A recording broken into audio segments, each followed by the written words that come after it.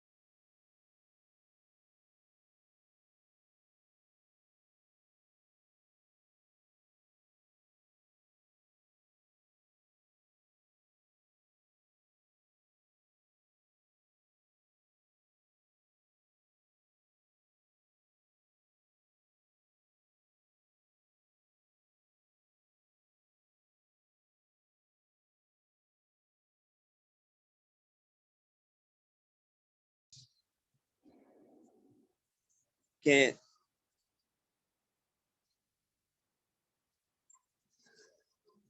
تیسرا محاذ ہے العولمہ، جسے عالمگیریت بھی کہتے ہیں، گلوبلائزیشن بھی کہہ دیتے ہیں۔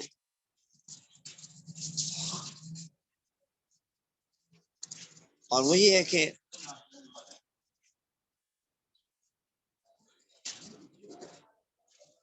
جب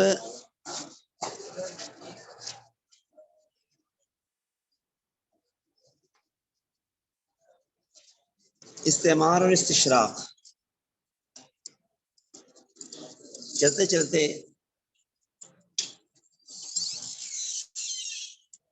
امریکی یہودیوں کے ہاتھ میں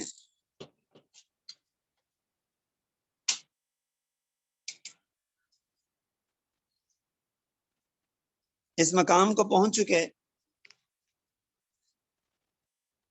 کب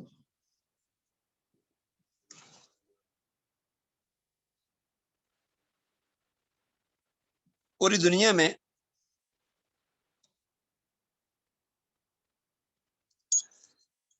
اسلام اور مسلمانوں کو مغلوب کر کے ان پہ تسلط حاصل کر لیا گیا ہے، اور مسلمانوں کی حکومتیں وہ ختم کی جا چکی ہیں، اور اب اگلا مرحلہ یہ ہے کہ ان استعماری طاقتوں کے اہداف کو، استشراقی طاقتوں کے اہداف کو مختصر راستے سے انتہا تک پہنچانے کی تگ و دو ہو رہی ہے، اور اس تگ و دو کا نام عالمگیریت رکھا گیا ہے، گلوبلائزیشن رکھا گیا۔ بالفاظ دیگر گلوبلائزیشن استعماری اور استشراقی طاقتوں کا ایک نیا روپ ہے، ایک اس کا اگلا ایڈیشن ہے۔ 1973 میں پیرس میں منعقد ہونے والی مستشرقین کی 19ویں عالمی کانفرنس میں امریکہ کے نامور یہودی مستشرق برنارڈ لوئس کی تجویز پر استشراق کی اصطلاح کو ترک کر کے ایک نئی اصطلاح استعمال کرنے پر اتفاق کیا گیا۔ یہ نئی اصطلاح گلوبلائزیشن کے نام سے عالمی حلقوں میں معروف ہوئی۔ عالمگیریت صرف استشراق کا ہی نہیں، استعمار اور المانیہ جو آگے چل کے انشاءاللہ آئے گی، جس کی بحث اس کا بھی نیا ایڈیشن ہے، اور اس کی قیادت برطانیہ، فرانس، روس، ان کی بجائے امریکہ اور یہودی لابی کے ہاتھ میں۔ گلوبلائزیشن کی تعریف کیا ہے؟ تو اس کا مطلب بیان کیا گیا ہے پوری دنیا میں تجارت کو فروغ دینا، خاص کر مختلف ممالک میں بڑی کمپنیوں کے قیام اور نقل و حمل کے اداروں کے ذریعے تجارت کو پوری دنیا میں فروغ دینا۔ عالمگیریت کی سب سے بڑی نقیب ہے ورلڈ ٹریڈ آرگنائزیشن، عالمی تجارتی تنظیم۔ اس نے گلوبلائزیشن کی تعریف کی ہے کہ اس سے مراد دنیا کے ممالک کے درمیان وہ اقتصادی تعاون ہے جو مصنوعات اور خدمات کے تبادلے میں اضافے کی وجہ سے فروغ پاتا ہے۔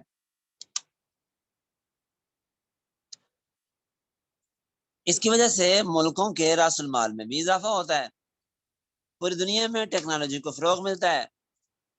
اس تحریک کا مقصد کسٹم اور جغرافیائی حدود کو ختم کر کے پوری دنیا کو ایک عالمی منڈی میں تبدیل کرنا ہے۔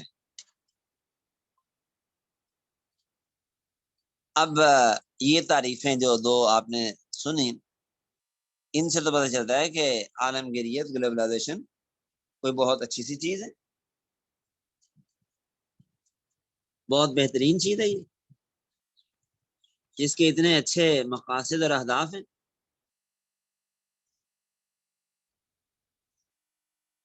اور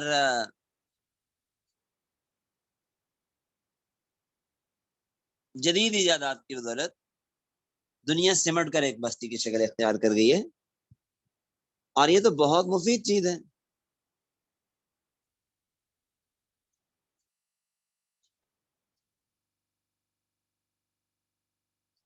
لیکن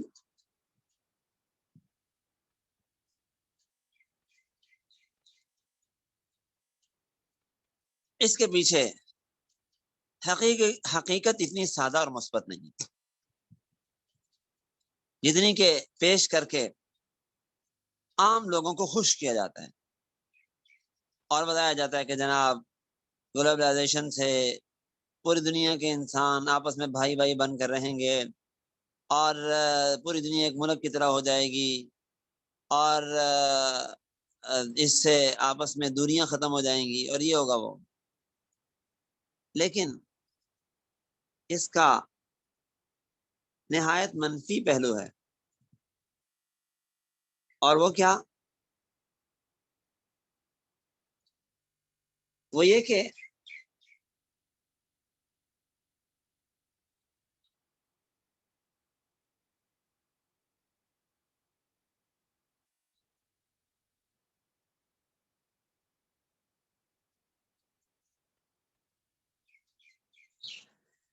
یہ بات ریکارڈ پر ہے کہ اس اصطلاح کو سب سے پہلے عالمی شہرت اس وقت ملی جب سابق امریکی صدر جارج بش سینئر نے اسے اپنی ایک تقریر میں استعمال کیا۔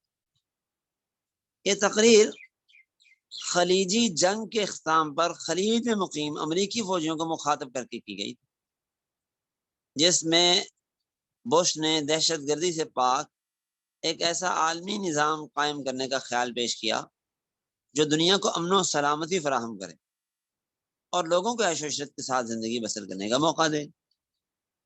اس کو نیو ورلڈ آرڈر سے تعبیر کیا گیا، اور بعض وسیم کے نزدیک گلوبلائزیشن کا اصل مقصد بھی اس نیو ورلڈ آرڈر کی راہ ہموار کرنا ہے۔ تو گلوبلائزیشن نہ صرف مغرب کی اقتصادی بالادستی کا اختیار ہے، بلکہ اس کا مقصد یہ ہے کہ دنیا کو ایک مخصوص تہذیب و تمدن میں رنگ دیا جائے، اور وہ تہذیب و تمدن کیا ہے؟ ظاہر ہے امریکی کلچر ہے، یہود و نصارہ کا ایک کی تہذیب و تمدن ہے، اس کی طرف دنیا کو ہانکا جا رہا ہے۔ چنانچہ سابق صدر امریکی صدر بل کلنٹن نے ایک موقع پہ اعتراف کیا تھا کہ عالمگیریت محض اقتصادی مسئلہ نہیں ہے، بلکہ ماحول، تہذیب، صحت جیسے مسائل سے بھی تعلق رکھتا ہے۔ اور اس کی تعریف انسائکلوپیڈیا میں خود یہ کی گئی ہے کہ ایک عالمگیر تہذیب کو فروغ اور وسعت دینے کے راستے کا نقشہ ہے۔ بہرحال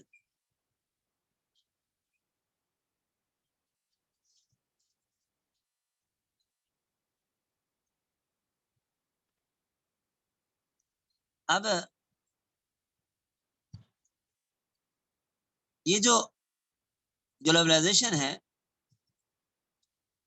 یہ در حقیقت ایک ایسا نظام اور ایسا معاملہ ہے جس میں ایک طرف طاقتور ذہین اور خوشحال آدمی ہے اور دوسری طرف مفلس کندین اور کمزور انسان ہے. ایک کے پاس سب کچھ ہو دوسرے کے پاس کچھ نہ ہو. نتیجہ یہ ہو کہ کمزور آدمی اپنی شخصی آزادی سے بھی دستبردار ہو جائے اور وہ طاقتور شخص کا غلام بن جائے. تو ان حالات میں عالمگیریت کی تعریف یوں ہونی چاہیے کہ عالمگیریت ایک ایسی تحریک ہے جس کا مقصد اقتصادی، ثقافتی، معاشرتی، دینی، قومی اور وطنی امتیازات کو ختم کر کے پوری دنیا کو یہودی اہداف اور امریکی نظریے کے مطابق جدید سرمایہ دارانہ نظام کے دائرے میں لانا ہے. اور اس کی تائید خود امریکی مفکرین کی تحریروں سے بھی ہوتی ہے.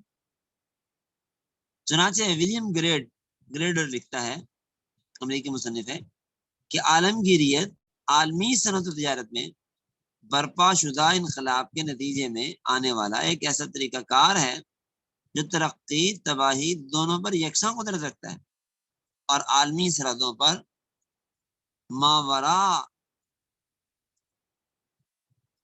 ہو کر اپنے ڈگر پر چلتا ہے. یہ ترقی کا سب سے بڑا سبب ہونے کے ساتھ ساتھ اسی قدر خطرناک بھی ہے. ملائیشیا کے سابق صدر وزیر اعظم مہاتیر محمد نے سابق وزیر اعظم ڈاکٹر مہاتیر محمد نے ان خطرات کو بھانپتے ہوئے اسلامک کانفرنس میں فرمایا تھا کہ عالمی تجارتی تنظیم عالمگیریت کی اعلی کار ہے، یعنی نیو ورلڈ آرڈر یہ گلوبلائزیشن کی اعلی کار ہے. یہ ترقی یافتہ ممالک کو اجازت دیتی ہے کہ وہ ترقی پذیر ملکوں کو پوری طرح نکل لیں. اور گلوبلائزیشن کا مطلب مختلف تہذیبوں کو ایک دوسرے کے قریب کرنا ہرگز نہیں ہے، بلکہ اس کا مطلب تمام مقامی اور قومی تہذیبوں کو مٹا کر پوری دنیا کو مغربی رنگ میں رنگنا ہے.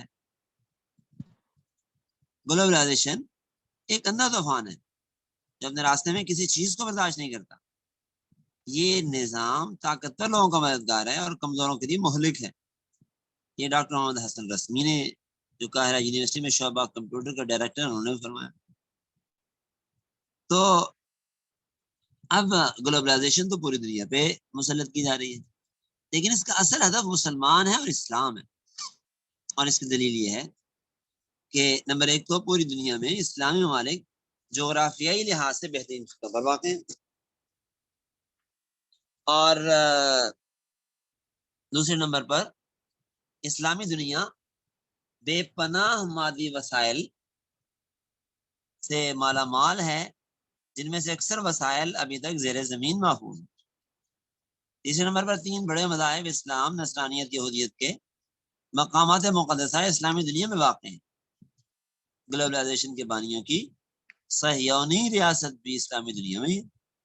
اس کی توسیع ان کا ایک بڑا اہم ترین ہدف ہے. اور چوتھے نمبر پر یہ کہ مغرب یہ جانتا ہے کہ گلوبلائزیشن کے معاشی اور ثقافتی حملوں کا جواب صرف اسلامی نظام ہی دے سکتا ہے. اس لیے گلوبلائزیشن کا خواب اس وقت تک پورا نہیں ہو سکتا جب تک اسلام کو مٹا نہ دیا جائے اور اسلامی نظام کے حیاء کے تمام امکانات کو ختم نہ کر دیا جائے. اب ہم چلتے ہیں آگے نفس مضمون کی طرف. گلوبلائزیشن کے چار بڑے میدان ہیں.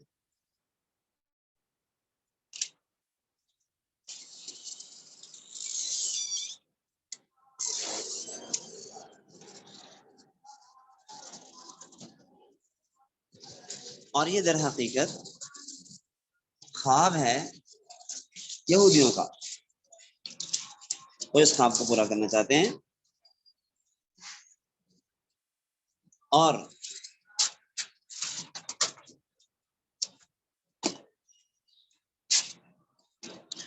وہ اس کے ذریعے، اس گلوبلائزیشن کے ذریعے عالمی حکومت قائم کرنا چاہتے ہیں، ایسی عالمگیر حکومت جس کے اوپر بنی اسرائیل کا عالمگیر بادشاہ یعنی مسیح دجال جس پر براجمان ہو۔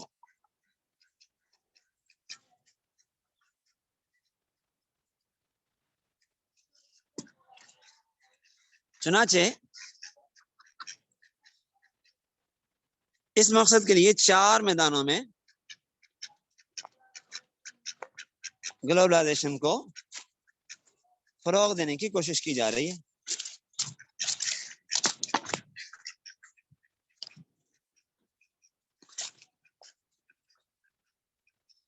نمبر 1، سیاسی عالمگیریت۔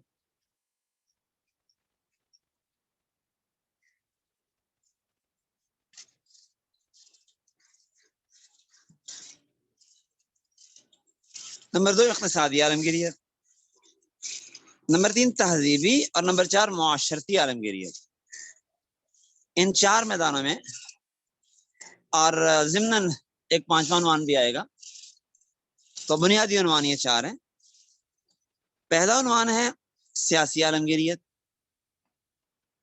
سیاسی عالمگیریت کیا ہے؟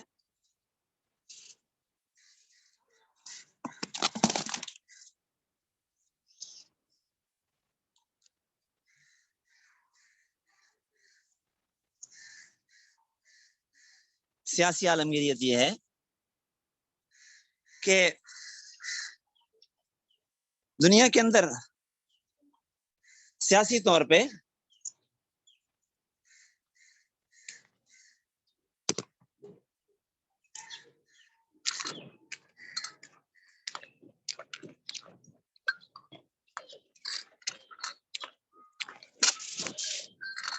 یہودیوں کا تسلط ہو جائے، اور وہی جو مقاصد میں نے عرض کیے ہیں وہ مقاصد اس سے حاصل ہو جائیں۔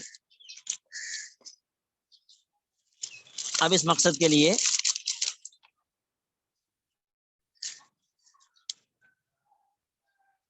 ان لوگوں نے امریکہ کی طاقت کو استعمال کیا۔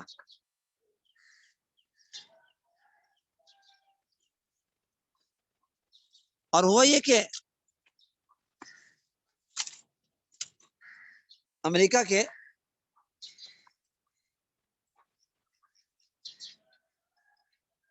ابھرتے ہوئے مقام کو دیکھ کر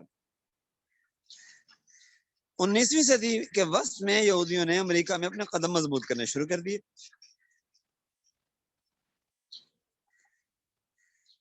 امریکہ، یورپین اقوام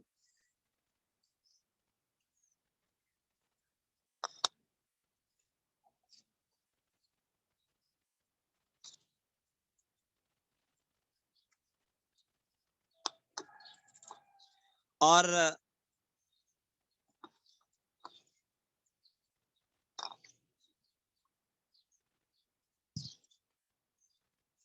اسی طرح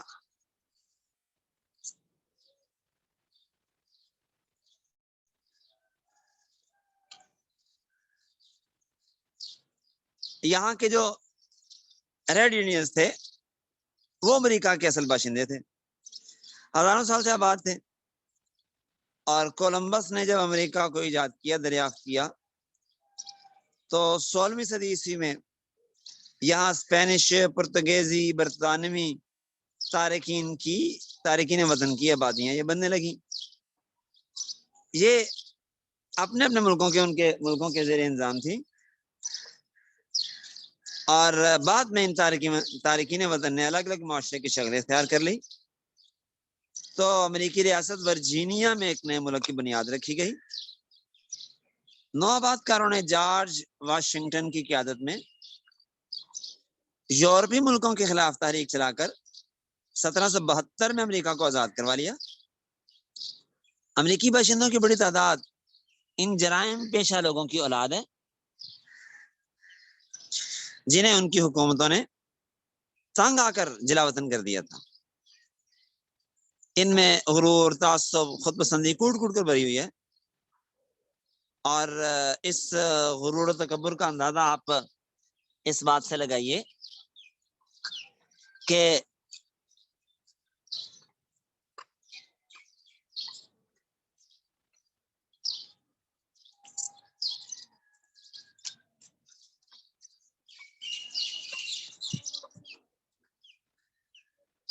امریکی مفکرین میں سے ایک مفکر ہے ولیم بیرڈ، وہ کہتا ہے امریکن قوم خدا کی محبوب ترین قوم ہے، ایک دن ہم ہی اقوام عالم کا قبلہ ہوں گے۔ اور اسی طرح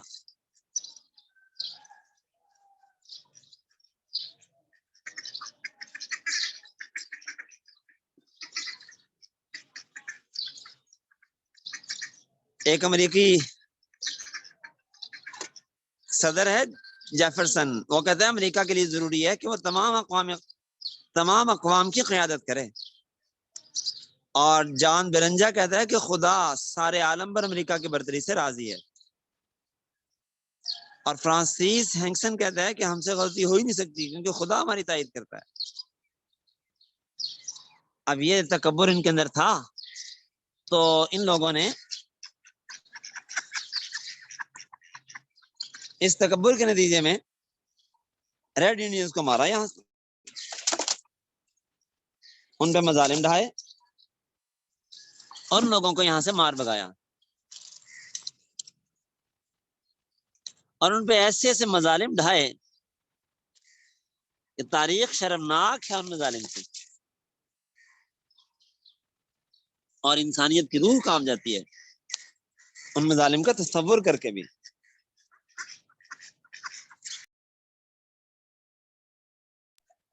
بھائی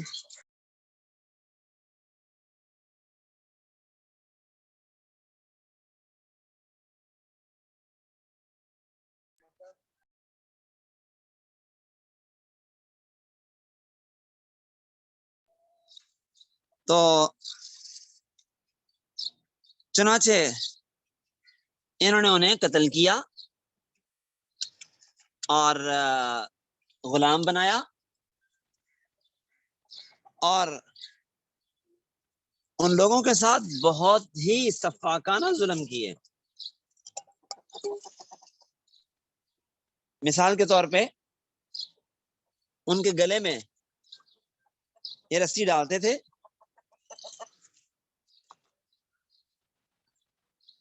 اور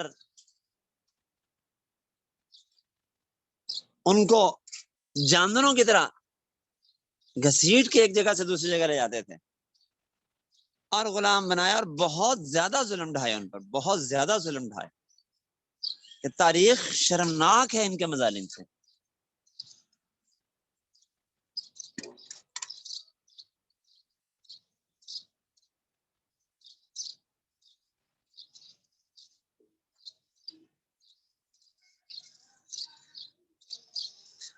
چنانچہ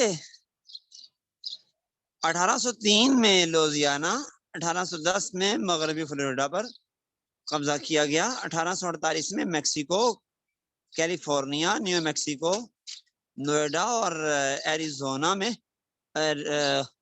اپنا تسلط قائم کیا۔ امریکہ کے قیام کے وقت 6 لاکھ ریڈ انڈینز تھے، لیکن 20ویں صدی کے آغاز میں ان کی تعداد صرف اور صرف 2,20,000 تک رہ گئی، اور 1924 میں انہیں اس شرط پر امریکی قومیت دی گئی، نیشنلٹی دی گئی کہ وہ اپنے ماضی کو بھول کر ہر ایسی رسم اور عادات سے دستبردار ہو جائیں گے جو ریڈ انڈینز یعنی سرخ ہندی ہونے کی علامت ہے۔ یہ نسلی تعصب اور تفاخر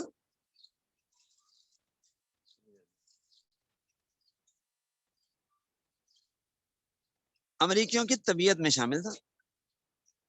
یہودیوں کی سرشت ہے کہ سرشت میں یہ بات ہے کہ بس انہیں عالمگیر بننے کا خبر ہے۔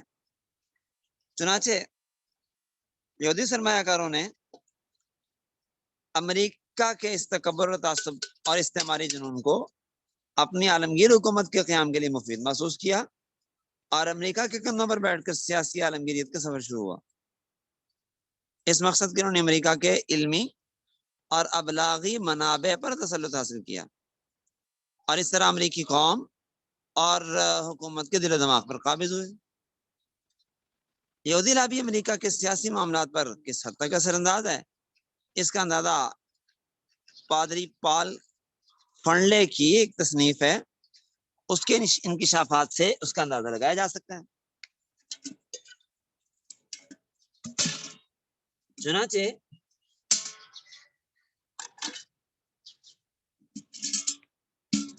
وہ لکھتا ہے اس میں کہ امریکن یہودی تنظیم امریکہ اسرائیل public affairs committee American Congress اور سینٹ کے اعصاب پر بری طرح سوار ہے۔ وہ بتاتا ہے کہ واشنگٹن کی یہودی لابی یہ فیصلہ کرتی ہے کہ امریکہ کو کیا اور کب اور کیسے کیا فیصلے کرنے ہیں، یہ فیصلہ یہودی لابی ہی کرتی ہے۔ یعنی دوسرے لفظوں میں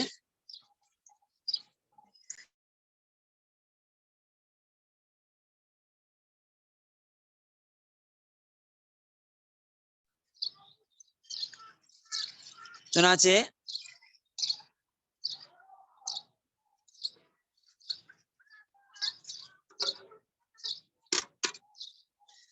آپ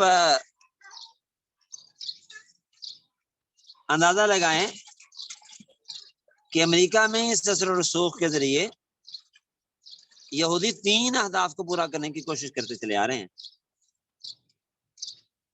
نمبر 1، دنیا کو کے بڑے بڑے سیاسی اور تہذیبی حلقوں کو توڑ کر کمزور کر دیا جائے، اور نمبر 2، امریکہ کو اتنا طاقتور کر دیا جائے کہ کوئی اس کے سامنے سر نہ اٹھا سکے، اور نمبر 3، ایک عالمگیر سیاسی ادارہ قائم کیا جائے جو تمام دنیا کا حکمران ہو۔ چنانچہ ہم دیکھتے ہیں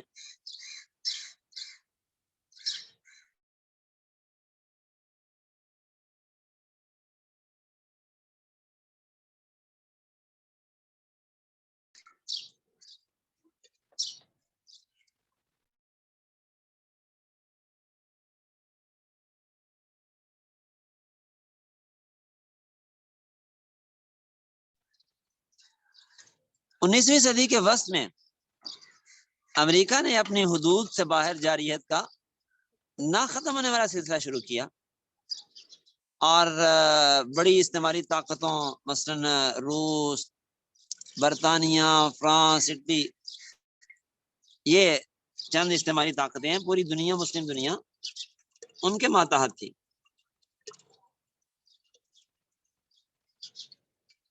اور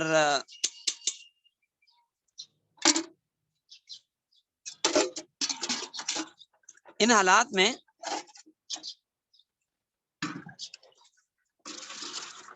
امریکہ نے اسلامی دنیا کے بجائے نئی شکارگاہیں تلاش کی۔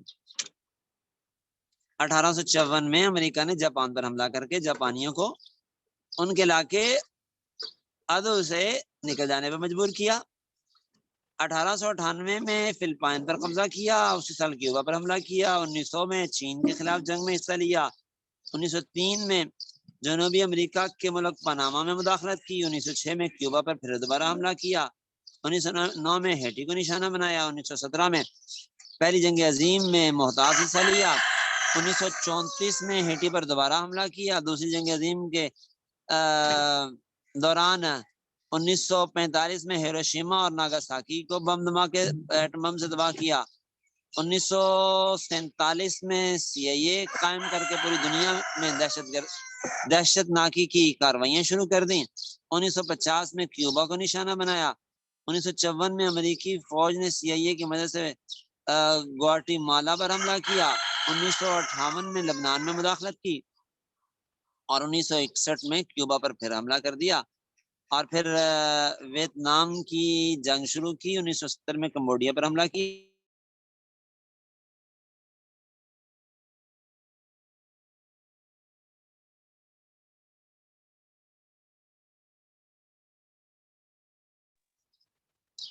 چنانچہ آپ غور کیجئے گا کہ یہ کس انداز سے پوری دنیا پہ تسلط قائم کر رہا ہے۔